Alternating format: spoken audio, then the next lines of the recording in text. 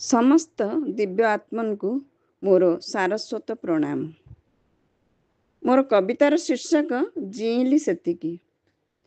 सेतिकी मु जीइली समय आयुषर जेतिकी समय मु खाली महकटिए होई रहिथिली किछि समय सेई किछि समय पई महक भरा होई जेबे बही जाए मु ए अराक भुइरु अन्य भुई को सेतळे बंची थाए खाली अभिनय को आपणे नहीं अभिनय करने को हुए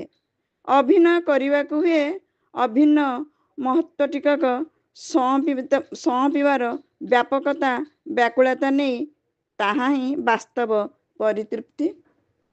तुमे केबे आसीबो तुमे पुणी केबे आसीबो मु महम होई मोह न होई बसिबी मु महम होई मोह न होई बसिबी घड़िए महमबतीर आलुओ होई मोर आपणार अंधार पाखे।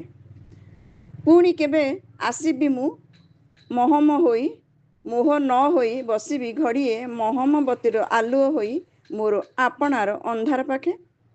हसीबी मु निरंध्र अंधारे हसीबी मु निरंध्र अंधारे कांदीबी मु निषिद्ध उहाड़े बास खाली तुमे ही देखुथाओ देखिबाकू अछ देखुथाओ एई आखि अछि जेते दिन देखि परिबो एई आखि अछि जेते दिन देखि परिबो ए बायु टिककर वास्तव आउ अवास्तव लौकिक आउ अलौकिक हृदय आउ हृदय आरपारीर अनेक अनेक कुहा कुहार महक वार्ता। तुमे साक्षी रुह अंधार पाखे आलोक होई खाली तुमे रही थाओ महमर निगड़ा बिंदुरु पढ़िबाकू आलुओ प्रेमर कहानी आलुओर प्रेमर कहानी। तुमे साक्षी रुह धन्यवाद।